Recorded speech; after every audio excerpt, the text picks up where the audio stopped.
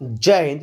Gujarati study and education ચેનલમાં તમારા દરેક મિત્રોનું હાર્દિક સ્વાગત છે. તો મિત્રો, આજે આપણે વિડીયોમાં જોવાના છીએ કે ધોરણ 9થી 12ની દ્વિતીય વાર્ષિક પરીક્ષા મિત્રો શરૂઆત થઈ ચૂકી છે.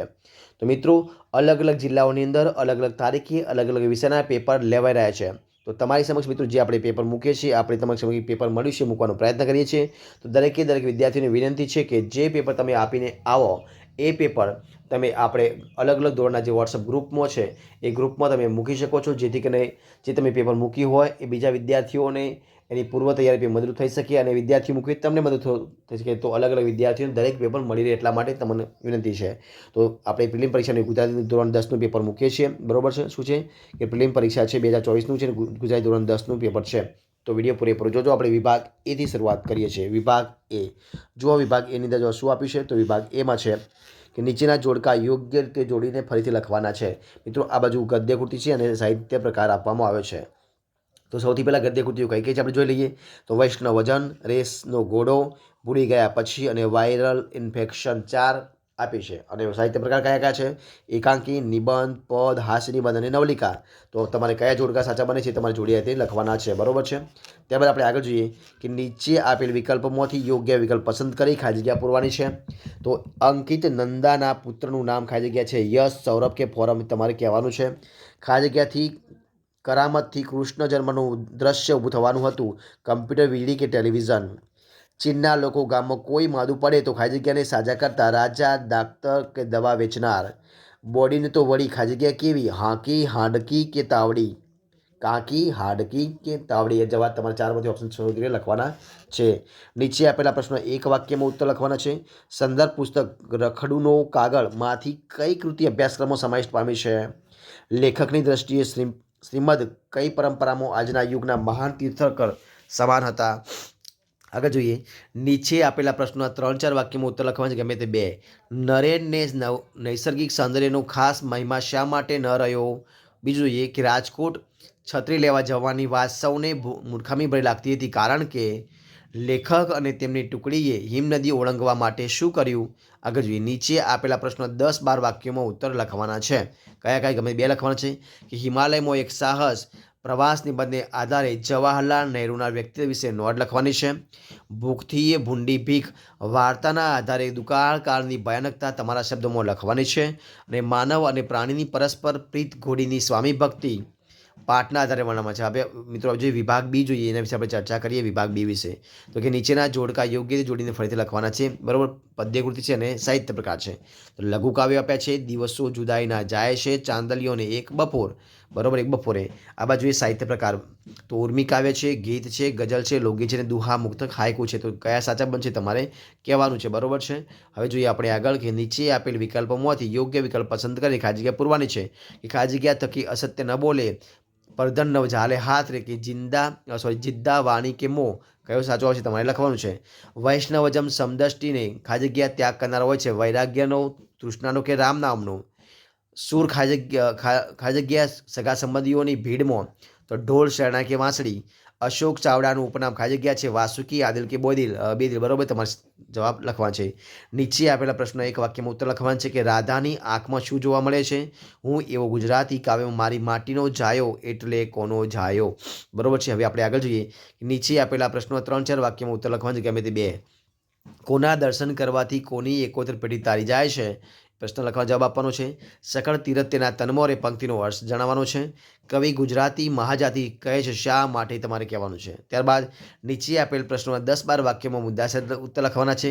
કે વતનથી વિદાય થતાં કવિની ભ્રમણા જ તેમની વેદનાની કઈ રીતે ઘેરી બનાવે છે? બોલીએ ના કોઈ કાવ્યનો મધ્યવર્તી વિચાર સ્પષ્ટ કરવાનો છે. વતનથી વિદાય થતાં કવિની વેદના તમારા શબ્દોમાં વર્ણવવાની છે, તમારે લખવાનું છે. હવે મિત્રો, આપણે જે વિભાગ સી વિશે આપણે ચર્ચા કરીએ. તો જોઈએ કે માગ્યા પ્રમાણે ઉત્તર લખવાના છે. કે આપેલા વિકલ્પોમાંથી સાચો વિકલ્પ પસંદ કરીને જવાબ આપવાનો છે. કે નીચેના શબ્દોની સાચી જોડણી શોધવાની છે. ડાળિયું, તો ડાળિયું, ડાળિયું અને ડાળિયું કઈ સાચી જોડણી બનશે? ભૂંડું, તો ભૂંડું, ભૂંડું, ભૂંડું કયો સાચું બનશે તમારે તેમાં સુધી લખવાનું છે. ત્યારબાદ શબ્દની સાચી સંધિ લખવાની છે. કે દૂર વત્તા ગંધ શબ્દની સાચી સંધિ દુર્ગંધ, દુર્ગંધ કે દુર્ગંધ કઈ સાચી આવે તમારે સુધી લખવાનું છે. કર્ણપ્રિય શબ્દનો સમાસ ઓળખાવાનો છે. બ્રહુરી, દ્વંદ્વ કે તત્પુરુષ સમાસ. બંને શબ્દના જોડણી ભેદ થતો અર્થભેદ. કેશવાળી વાળ કંઈક તમારે લખવાનું છે. ત્યારબાદ જોઈએ આપણે આગળ. મોદા બીમાર, વંદા કે તાકાત, તો કઈ સાચું તમારે લખવાનું છે.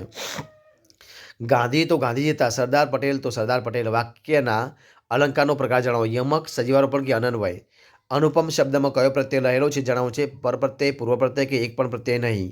નીચેના શબ્દોના સમાથી શબ્દ શોધવાનો છે. શૃંગ તો ઊંચાઈ, શિખર કે પર્વતવાળા. નદી, સમુદ્ર, સરિતા કે ઉદધી. બરોબર છે, તમારે લખવાનું છે. આગળ જોઈએ આપણે કે વાડા સંજ્ઞાનો સાચો પ્રકાર જણાવો છે. જાતિવાચક, ભાવવાચક કે ક્રિયાવાચક, કયું છે તમારે કહેવાનું છે. નીચેના પ્રશ્નો વાક્ય મુજબ ઉત્તર લખવા છે. નીચેના રૂઢિપ્રયોગનો અર્થ જણાવો છે કે બે ઘોડે વાટ જોવી. નીચે આપેલ કહેવતનો જણાવો છે કે ખાડણિયામાં માથું ને ધીમો કેસ રામ. નીચેના શબ્દ સમૂહ માટે એક શબ્દ આપવાનો છે. ગાયોનો સમૂહ. નીચેના શબ્દનો વિરુદ્ધાર્થી શબ્દ આપવાનો છે. શુષ્ક.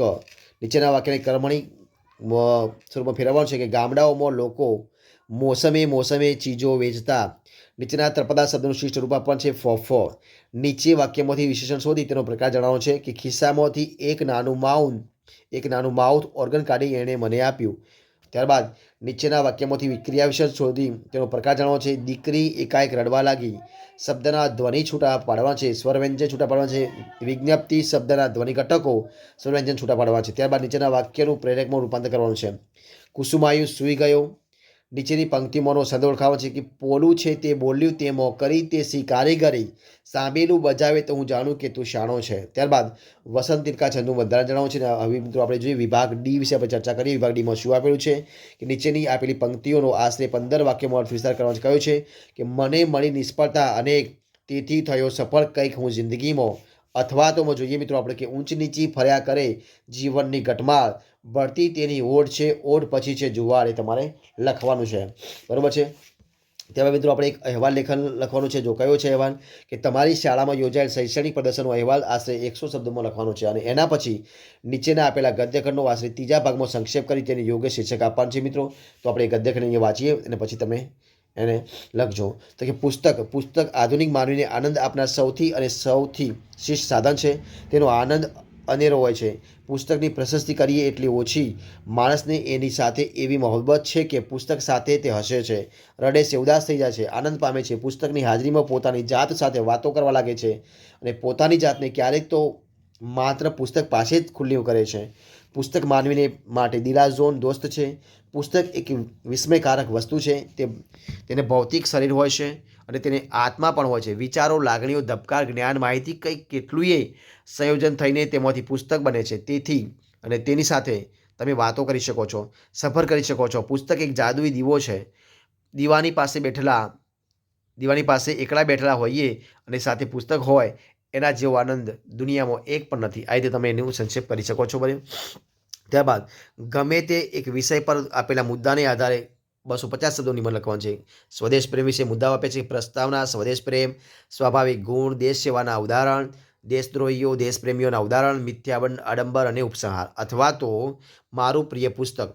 મુદ્દાઓ: પ્રસ્તાવના, પ્રિય પુસ્તક, ગીતાનો પરિચય, પૂર્વ કથા, પુસ્તકમાં રહેલો બોધ, પુસ્તકની વિશેષતા અને ઉપસંહાર તમે લખી શકો. અથવા તો હું આપીશ કે સિદ્ધિ તેને જય વરે જે પરસેવે નાય. એટલે કે મુદ્દાઓ આપ્યા છે. પ્રસ્તાવના, પરિસરનું મહાત્મય અને શાળામાં શ્રમનું ગૌરવ, ક્ષિતિજ શિક્ષિત સમાજની વૃત્તિ, વિદેશોમાં શ્રમનું ગૌરવ અને મહાપુરુષોનો સમયજ્ઞ ઉપસંહાર. તો આ પ્રમાણે તમે એને લખી શકો છો. તો મિત્રો અહીંયા આપણે આ જે પેપર તમારે મૂકી છે અને સંપૂર્ણપણે આપણે વિડીયો અહીંયા પૂરું કરીએ છીએ. જો તમને વિડીયો ગમે હોય તો લાઇક કરો, કોમેન્ટ કરો, તમારા મિત્રોને વિડીયો શેર કરો. છેલ્લે ચેનલમાં નવા હોય ચેનલ સબસ્ક્રાઇબ ન કર્યું હોય તો ગુજરાતી સ્ટડી એન્ડ એજ્યુકેશન ચેનલને સબસ્ક્રાઇબ કરવા માટે વિનંતી છે. ફરી મળીશું નવા ટોપિક સાથે, નવા વિડીયો સાથે. ત્યાં સુધી બની રહો. જય હિન્દ, જય ભારત.